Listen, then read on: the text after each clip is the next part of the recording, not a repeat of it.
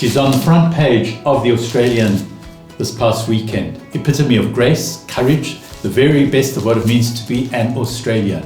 Her name is Cheng Lei, and her Aussiness is what she attributes to allowing her to get through 3 years of cruel, pointless, and essentially unexplained imprisonment in China. And to quote her, she says, what she drew on in prison was, don't be a whinger or a wuss or a bludger. Stick up for your mates. Speak up for what is right. No sacred cows. Don't be up yourself. Give everyone a fair go. Always have fun. Do everything for a laugh. And I think her Aussiness, the things that she draws on, are great lessons for living. Great things, principles that we can take with us as we enter into this new year in 2024. And also, they are things to me that gel exactly with what Jewish tradition talks about. For her first point was about celebrate your freedom. Celebrate the freedom within and without.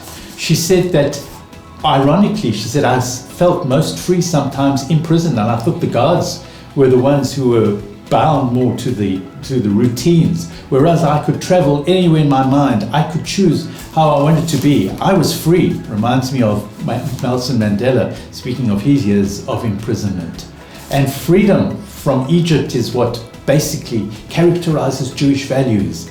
We got freedom, we gained freedom, we taught the world freedom ever since we got the Exodus from Egypt.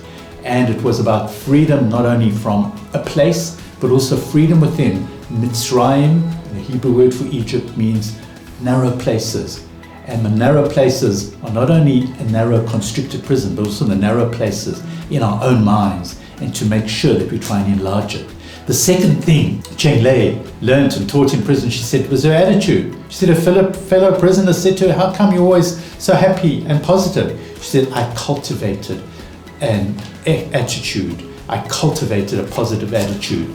And it was Viktor Frankl, the great psychotherapist, survivor of the Holocaust, who used to quote Nietzsche, who said, he who has a why to live can live with almost any how.